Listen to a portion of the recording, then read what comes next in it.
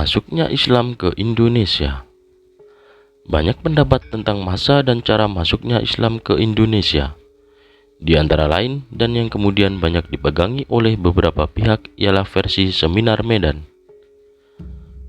Seminar tentang sejarah masuknya Islam ke Indonesia yang dilangsungkan di Kota Medan pada tanggal 17 sampai 20 bulan Maret tahun 1963 mengambil kesimpulan bahwa menurut sumber-sumber yang kita ketahui, Islam untuk pertama kalinya telah masuk ke Indonesia pada abad pertama Hijriah, abad 7 atau 8 Masehi, dan langsung dari Arab. Bahwa daerah pertama yang didatangi oleh Islam adalah pesisir Sumatera, dan bahwa setelah terbentuknya masyarakat Islam, maka Raja Islam berada di Aceh. Bahwa dalam proses pengislaman selanjutnya, orang-orang Indonesia ikut aktif mengambil bagian. Bahwa mubalik-mubalik Islam yang pertama itu selain sebagai penyiar Islam juga sebagai saudagar. Bahwa penyiaran Islam di Indonesia dilakukan dengan cara damai. Bahwa kedatangan Islam ke Indonesia itu membawa kecerdasan dan peradaban yang tinggi dalam membentuk kepribadian bangsa Indonesia. Mengenai Islamisasi di Jawa, sebenarnya hubungan antara pesisir utara Jawa Timur, Jawa Barat, dan Malaka sudah terjalin sebelum kejadian Demak muncul. Sampai dengan tahun 1526 Masehi, hubungan kerajaan Sunda dan Portugis masih terjalin sesuai dengan perjanjian tahun 1522 Masehi. Dalam perjanjian itu, Portugis diizinkan terlibat dalam perdagangan dan mendirikan loji di Sunda Kelapa. Hal ini diperkuat oleh Carita Purwaka Caruban Nagari, ditulis Pangeran Arya Cerbon tahun 1720. Artinya, kedatangan Islam di pesisir utara Jawa Barat semasa dengan kedatangan Islam di pesisir Jawa Timur. Sementara itu, tokoh sentral penyebaran Islam di Pulau Jawa, para penulis sejarah sepakat menunjuk para ulama yang kemudian dikenal dengan julukan Wali Songo. Menurut kebanyakan penulis, yang dimaksud dengan Wali Songo adalah Maulana Malik Ibrahim, Sunan Ampel, Sunan Giri, Sunan Bonang, Sunan Kudus, Sunan Derajat, Sunan Gunung Jati, Sunan Kalijaga, dan Sunan Muria. Maulana Malik Ibrahim adalah salah satu penyebar Islam pertama di Jawa. Ia dicatat sebagai orang yang mengislamkan pesisir utara Jawa dan bahkan beberapa kali membujuk Raja Wikramawardhana berkuasa tahun 1386 sampai tahun 1429 penguasa Majapahit untuk masuk Islam. Nama lainnya adalah Maulana Maghribi. Ia adalah seorang ulama yang berasal dari Arab, keturunan Ali Zainal Abidin, cicit Nabi Muhammad SAW. Penyebaran Islam di wilayah Majapahit semakin memiliki momentum setelah kedatangan Raden Rahmat, putra seorang Arab dari Campa. Ia digambarkan memiliki peran yang menentukan dalam penyebaran Islam di Pulau Jawa dan dipandang sebagai pemimpin Wali Songo dengan gelar Sunan Ampel. Di Ampel, Surabaya, dia mendirikan pondok pesantren sebagai pusat pendidikan Islam. Ayahnya bernama Ibrahim Asmoro, tokoh penyebar Islam di Campa, Indochina, yang menikah dengan putri Raja Campa. Makamnya berada di Tuban yang dikenal dengan Sunan Gresik. Sementara itu, putri Raja Campa lainnya, Dwarawati, menikah dengan Angkawijaya alias Wikramawardhana. Pertama kali ia datang di Gresik disambut seorang ulama Arab yang bernama Syekh Jumadil Kubro. Meski ia gagal mengajak Wikramawardhana masuk Islam, tapi ia diberikan kebebasan untuk menyiarkan Islam dan diberikan kekuasaan di Ampel Denta, sehingga ia dikenal dengan Sunan Ampel, wafat dan dimakamkan di Ampel, Surabaya. Selanjutnya, Sunan Giri alias Raden Paku alias Jaka Samudra, putra Maulana Ishak. Maulana Ishak sendiri adalah seorang Arab yang diutus Raja Pasai untuk mengislamkan Belambangan, Jawa Timur.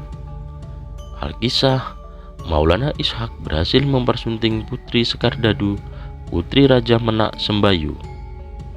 Namun, khawatir akan perkembangan Islam yang pesat di Belambangan, Raja Belambangan memerintahkan untuk membunuh Maulana Ishak, tapi ia berhasil menyelamatkan diri.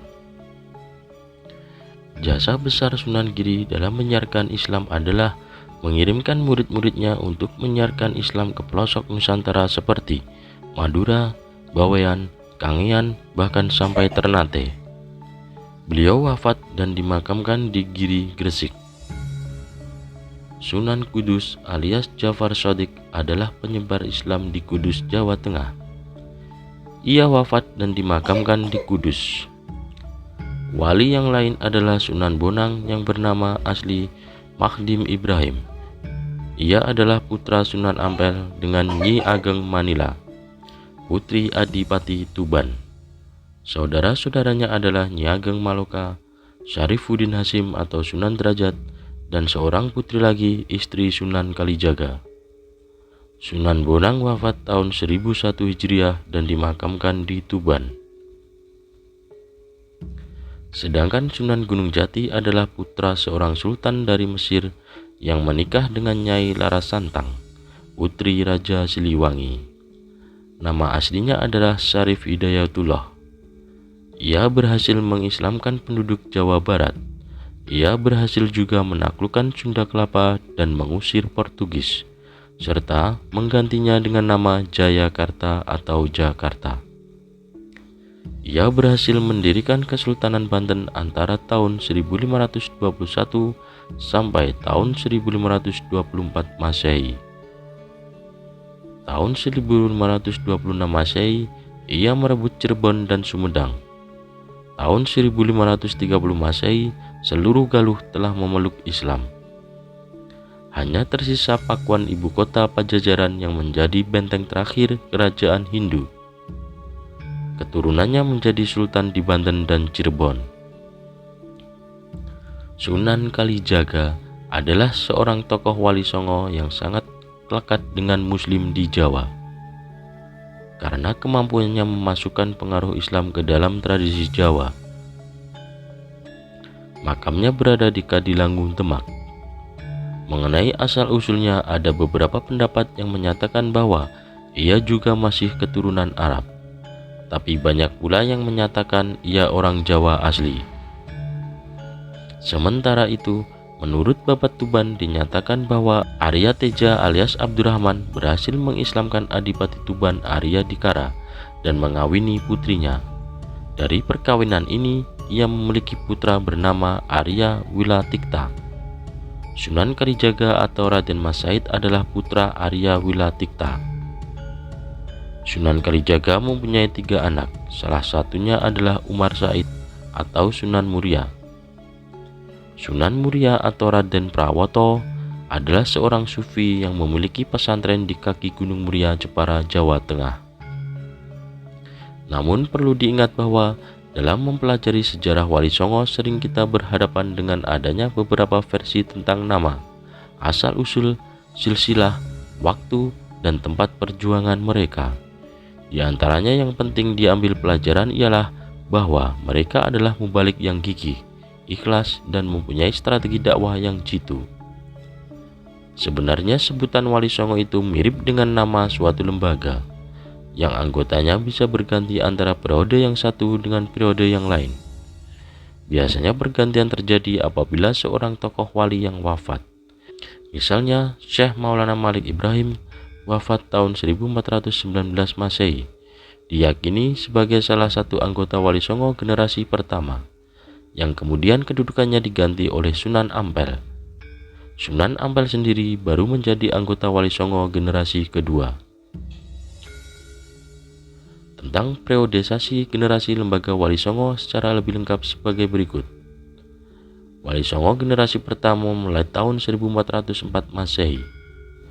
Wali Songo generasi kedua mulai tahun 1436 Masehi. Wali Songo generasi ketiga mulai tahun 1463 Masehi. Wali Songo generasi keempat mulai tahun 1476 Masehi. Dan perlu kita ingat, adalah bahwa pergantian anggota wali dalam suatu generasi tidak terjadi secara ketat namun elastis. Sebab pergantian pada umumnya disebabkan wafatnya seorang anggota wali. Namun keanggotaan Wali Songo ini mulai tahun 1546 Masehi menjadi tidak terlalu terbuka seperti periode generasi sebelumnya. Tahun 1546 Masehi adalah permulaan Sultan Hadiwijaya menduduki tahta kerajaan Pajang. Selanjutnya, uraian ini bertujuan untuk menelusuri akar historis sistem pendidikan pondok pesantren dari masa Wali Songo sampai masa sesudahnya. Penelusuran ini didasarkan pada suatu pemikiran bahwa para Wali Songo semenjak awal sudah menggunakan media pondok pesantren dan melaksanakan dakwahnya. Demikian pula yang dilakukan oleh generasi penerusnya.